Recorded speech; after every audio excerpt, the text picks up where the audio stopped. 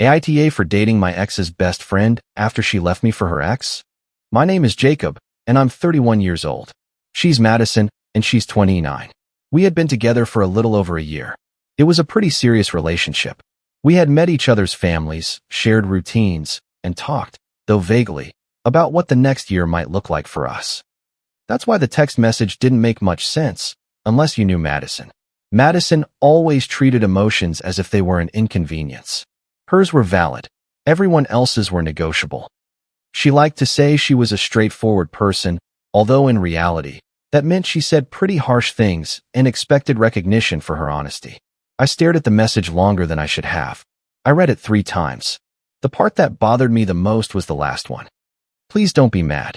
As if she could decide beforehand how I should react. In the end, I wrote only 2 words. Good luck, without punctuation, without sarcasm, and without questions. She saw it almost immediately. She didn't reply. That also fit her style. Madison liked clean exits, at least from her perspective. In her head, the story would probably be something like, I was honest, he was mature, and we both handled it well. I could imagine her telling it like that later. That day, I went to work normally. I didn't call in sick or stay home. I simply went on with my day, although inside I felt empty, as if someone had removed an important piece of the structure holding everything together. Around noon, her Instagram story popped up. I knew I shouldn't look at it, but I did. It was a blurry photo of 2 coffee cups on a wooden table. One clearly wasn't hers. The caption said, "Full circle." That was how I understood that she hadn't just talked to her ex again. She had already gone back to his life, leaving mine without a second thought. After that, I muted her stories. I didn't block her. Not yet. That night my phone vibrated again. It wasn't Madison. It was Sarah, her best friend. And that was when things started to change. Sarah was 28 years old and lived in a different neighborhood across town. Madison always spoke about her with a slightly condescending tone. She said she was sweet but too passive, very loyal, and unlucky with men. I had known her since the beginning of the relationship. She was always around, always supportive. She was the person who remembered birthdays and brought extra snacks to our game nights. She was also the only one who sometimes asked me how I was doing, even when Madison didn't. Her message was simple. Hey, I just heard. Are you okay? Interestingly, that message affected me more than Madison's. I didn't reply immediately, not because I was playing games, but because I really didn't know what to say. I'm fine sounded fake. I'm not fine seemed to open a conversation I wasn't ready for. She just validated what had happened.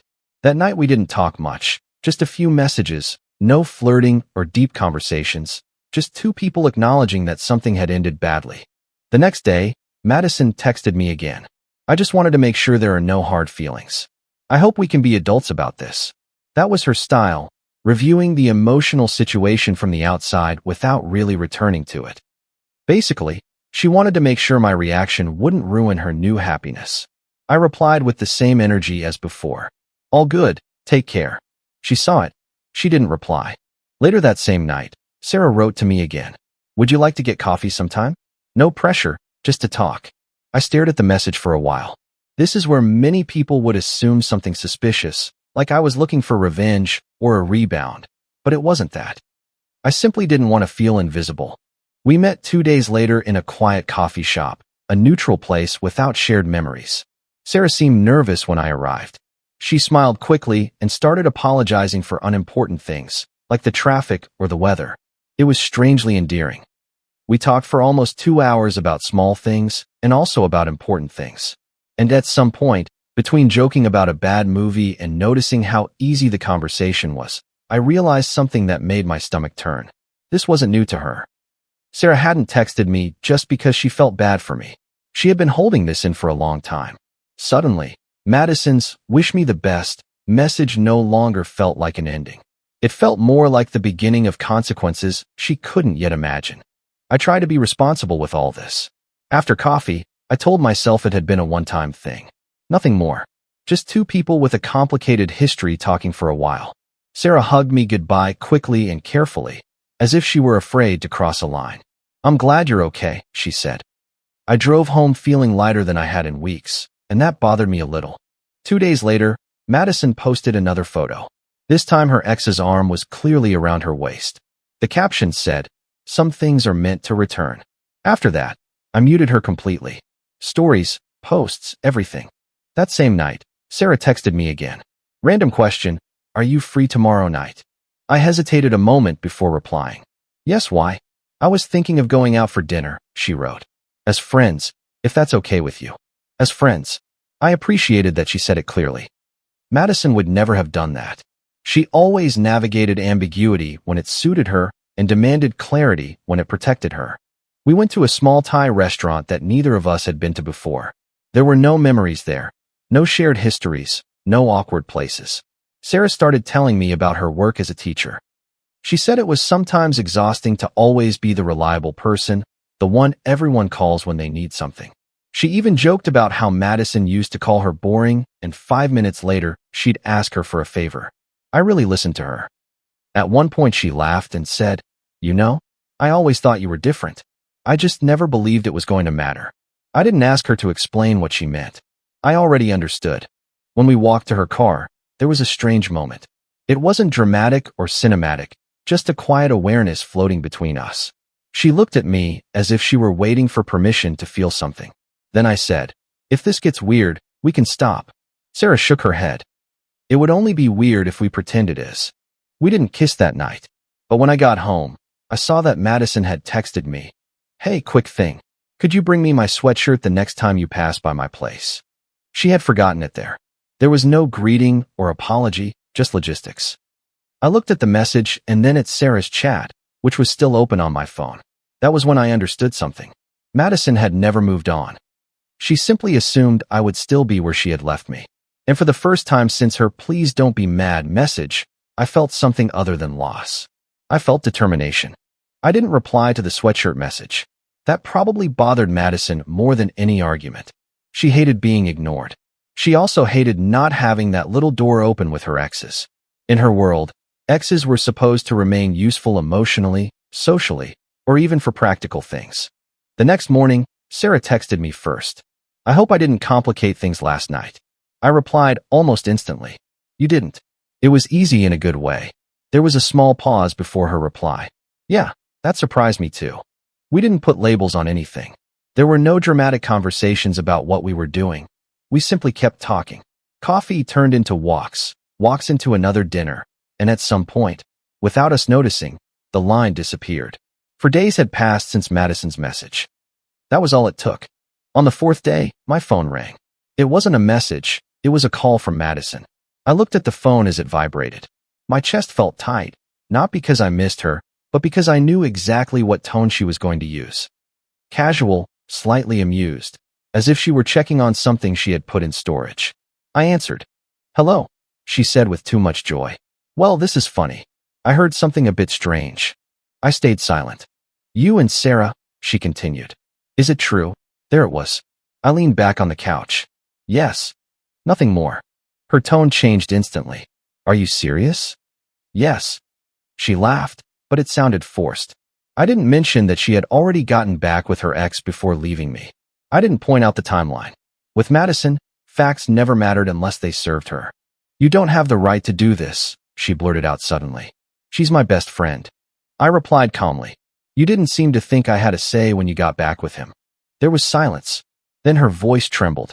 "You did this to hurt me." That almost managed to make me angry. "I didn't do anything to you," I said. "You moved on." "So did I." Her breathing started to become irregular. "I thought you would at least be sad for longer." There was the expectation. I replied. "I just didn't stay there." Then she started crying. It wasn't a soft cry. It was messy, accusing. "You're supposed to be sad," she said through tears. "You're not supposed to replace me with her." I closed my eyes for a moment. "I didn't replace you," I replied quietly. "I chose someone who actually chose me." She hung up on me, and for the first time, I was certain of how all this was going to end. Madison didn't disappear after that call. She spiraled. In a few hours, my phone started filling up with messages. Not from her directly, but from mutual friends who suddenly wanted to know how I was doing. Careful messages, as if they were afraid to take sides. "Is everything okay between you and Madison? She seems very upset. I've heard some things." I ignored most of them. Sarah couldn't do that. She told me later that the same night, Madison showed up unannounced at her apartment. She was crying, furious, constantly switching between victim and accuser. She kept asking if I meant anything to Sarah. According to Sarah, she wasn't asking out of curiosity. She was doing it as if it were a competition. That made sense.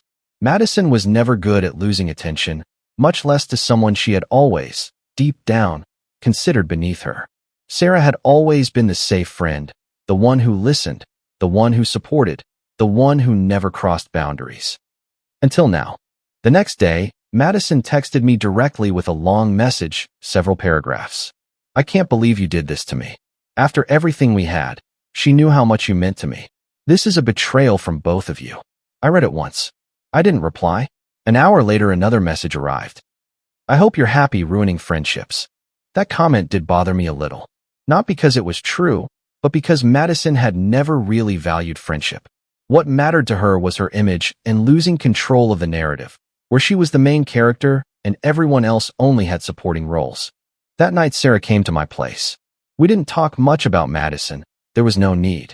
The atmosphere between us wasn't awkward. It was more like something fragile was finally taking shape. At one point, Sarah said quietly, "I was afraid you would think I was taking advantage of the situation." I looked at her and realized how different all this felt compared to my previous relationship. "I feel chosen," I said honestly. "Not convenient." She smiled. It wasn't a smile of triumph, but of relief. 2 days later, for since the "wish me the best" message, my phone rang again. It was Madison. I answered. She was crying even before I could say hello. "How could you do this to me?" She sobbed. "I thought we mattered. I thought you would at least need time." I stayed silent. "You didn't even fight for me," she continued. "You just replaced me." At that moment, I understood. She didn't want to get back with me. She just wanted proof that leaving me still hurt me, and she wasn't getting it. After that, Madison didn't stop calling. She just changed strategy. The crying turned into anger, and the anger slowly into sarcasm. The sarcasm eventually transformed into those strangely calm and manipulative messages that Madison always sent with the same opening. "I'm no longer angry. I just want clarity." For Madison, clarity always meant control. I didn't reply. It wasn't a punishment. Simply, every conversation with her felt like walking back into a room that had already burned down. There was nothing left there for me. Sarah, on the other hand, was having a harder time than she let on. Madison had been her best friend for almost 10 years. They had shared sleepovers, apartments, and inside jokes that went back to college. For Sarah, losing that relationship wasn't a simple side effect. It was a real loss. She told me I stabbed her in the back, Sarah commented one night, while sitting on my couch with her knees pulled up to her chest. She said I was always waiting for my turn. I felt my jaw tighten. "Were you?" I asked carefully. Sarah shook her head. "I liked you." "Yes, but I never crossed a line. I respected her, and I respected you too." I believed her completely. Madison had always been good at rewriting history when the original version no longer served her. In her narrative, Sarah wasn't a friend who had fallen for the wrong guy. She was a traitor who had been planning it all for a long time. The next morning, Madison finally said out loud what until then she had only been implying. She texted me, "And you just get an upgrade?" That word, upgrade, told me everything. To her, Sarah wasn't a person. She was a kind of downgrade, someone I wasn't supposed to want. In her mind, there was an invisible hierarchy, and Sarah was below her. I replied for the first time in several days. "This isn't about comparisons." The reply came almost instantly. "For me it is." Of course it was. That same afternoon, Sarah received a call from Madison's ex, the same one she had gotten back with when she left me. Apparently, Madison had been arguing with him constantly, crying and accusing him of ruining her life. He was already starting to distance himself again. The irony wasn't lost on either of us. Madison always burned bridges quickly, but she took for granted that afterwards there would be some solid ground left to stand on. Not this time. And the clearer it became that she had lost both her boyfriend and her backup plan, the more desperate she became. I could feel that something was about to explode. The explosion came 2 nights later. I was at Sarah's house, helping her prepare dinner. Nothing special, just pasta and a rather clumsily chopped salad. Suddenly, her phone started vibrating on the counter. Sarah looked at the screen and froze. "Madison," she said quietly. The phone rang over and over. She didn't answer. Instead, Madison called me. I stepped out into the hallway and answered. What are you even doing? She blurted out immediately. No greeting or tears, just fury. I'm not going to do this, I said. Of course you're doing it, she replied. Do you really think you can move on as if I never mattered? And on top of that with her. There was that word again. Her, as if Sarah were just an object. You left me, I replied calmly. You told me you had gotten back with your ex and told me to wish you the best. I didn't think you would actually replace me, she yelled. Normal people don't do that. I didn't replace you, I said. I simply accepted what you said. She let out a sharp, almost unhinged laugh. Accepted? Don't kid yourself. You were supposed to be hurt. You were supposed to need time. That's not my job. She went silent for a moment, and then her voice changed, becoming colder. Do you know she's doing this to hurt me? I clenched my jaw. Don't talk about her like that. Oh, please, Madison scoffed. She has always wanted what I had. You're just the most recent example. I hung up at that moment. When I returned to the kitchen, Sarah was sitting at the table with her hands around a glass of water she hadn't even tasted. She hates me, she said quietly. I didn't reply as I sat across from her. She hates losing. Sarah nodded, although I could see it hurt her. Losing a best friend, even a toxic one, is still a loss. That night, Madison sent one last message in a group chat with mutual friends. Just so everyone knows, I was betrayed and abandoned. I guess loyalty doesn't exist anymore. I left the group without saying anything. Sarah did the same, and at that moment, something changed. Madison was no longer controlling the narrative. Now she was just someone yelling into a room that was emptying. After that, everything went silent. No calls, no messages, no indirect posts, no friends texting on her behalf. It was the kind of silence that appears when someone realizes they've lost the audience and the stage at the same time. Later, Sarah told me that Madison had tried to backtrack in desperation. First, it was with her ex, the same man she had left me for. She showed up at his house crying, saying everything had fallen apart because she had made a mistake. According to him, she was looking for comfort, not accountability. He gave her neither. He ended the relationship again, this time for good. That was when the panic really set in. Madison called Sarah one last time. She wasn't angry or sarcastic, just broken. She asked me if you were really happy, Sarah told me, her voice tense. Not if I was okay, not if she had hurt us, just if you were happy. That also fit Madison. She never looked for other people's happiness. She looked for comparisons. If I was miserable, her decision made sense. If I was doing well, then she had miscalculated. A few hours later, my phone rang. An unknown number. I answered. Hello, Madison said quietly. It's me. I didn't reply. I'm not calling to fight, she added quickly. I just don't understand how everything happened so fast. I thought for a moment before replying. It wasn't fast, I said. You simply weren't paying attention. She let out a shaky sigh. I didn't think you would move on before me. That sentence said it all. You told me you had gotten back with your ex, I replied. I believed you.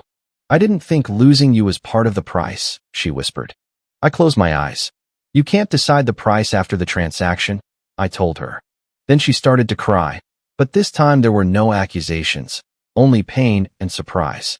I really thought you would still be there if it didn't work out, she admitted. I replied. Until you told me not to be. We remained silent for a few seconds. I hope you're happy, she finally said. I am, I replied. It was the truth. She hung up without saying goodbye. During the following week, I heard nothing from Madison. No messages, no calls from unknown numbers, no dramatic posts.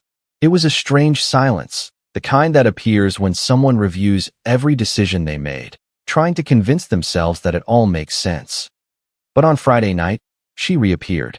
This time the message had no emotional charge. It was almost casual. Hi. Random question. Are you really dating Sarah, or is it just a rebound thing? I read the message and was surprised to realize that I felt nothing. No anger, no sadness, no irritation, just clarity. I answered honestly. We're dating. The three dots appeared, disappeared, and reappeared. Wow. So is it something serious? That question bothered me a little more than I expected.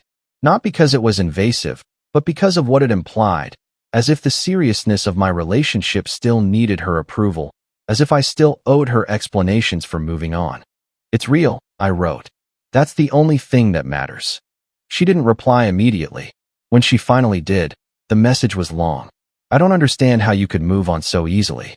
It makes me feel that what we had meant nothing to you, as if I hadn't been important. There was the final twist. First, it was anger. Now it was hurt pride. I took a moment before replying. What we had mattered, I wrote. But you ended it. I didn't know there was a mandatory grieving period that someone else could measure. The typing dots appeared and then stopped. Several minutes passed. Then another message arrived. So that's it. You're really choosing her over me. I shook my head, even though she couldn't see it. You chose first, I replied. I just didn't argue with your decision. That was her last message that night.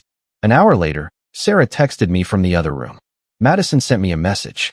She asked if all this is really worth it. I went into the room, sat next to her, and showed her my phone. Sarah read the conversation in silence, then looked up. She still thinks this is a competition, she said. I nodded. Yes. Sarah rested her head on my shoulder. I'm glad you didn't stay in a place where you weren't chosen, she murmured. Me too.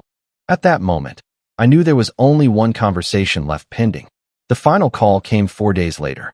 We were sitting on the couch watching a series that neither of us was paying much attention to when my phone lit up with Madison's name. It wasn't an unknown number.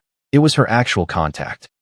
I hesitated a second and answered, not because I owed her anything, but because I knew this would be the last time. She was already crying.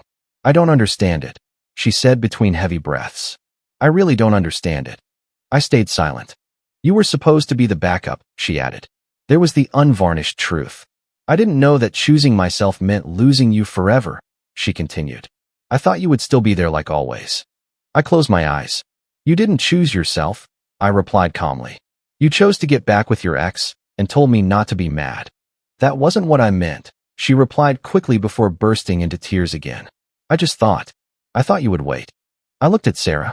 She wasn't listening to the conversation, but she gave me a small gesture of support. I didn't wait, I said simply. So, that's it, Madison whispered. There was a pause. Are you really happy with her? Yes, I replied, without hesitating, without softening the answer. The silence that followed was long, one of those that stretch out because there is nothing left to discuss. I guess I misjudged you, she finally said. I didn't think you had the courage to leave. Me neither, I admitted. Until you made it easy. She let out a small, shaky laugh. I wish you had fought harder for me. I shook my head. I wish you hadn't said goodbye to me before you were really ready to do it. Another pause. Good luck, she finally said. It was strange to hear those words now. Good luck, I replied. I hung up and blocked her number for the last time. Sarah took my hand. I squeezed hers. Madison believed she had ended everything cleanly. She thought she controlled the moment, the consequences, and the story, but she never understood something important. You can't leave someone, tell them not to be mad, and expect them to remain in empty space waiting for you. She was the one who moved on first. I just didn't go back when she realized her mistake. Comment. I hope this story leaves you with a sense of empowerment rather than bitterness. It shows how vital it is to protect your own peace and self-respect. You are never obligated to wait for someone who is so willing to walk away. Setting clear boundaries is not about punishing others. It is about honoring yourself. Sometimes, the kindest thing you can do for your own healing is to accept an ending and move forward with grace. True strength is found not in waiting for validation, but in building the new beginning that you deserve. We all deserve to be with people who choose us without hesitation. Remember to be kind to yourself throughout the entire process. Your happiness is always your own responsibility. If you liked it, don't forget to leave a comment and support the channel by subscribing. See you in the upcoming stories.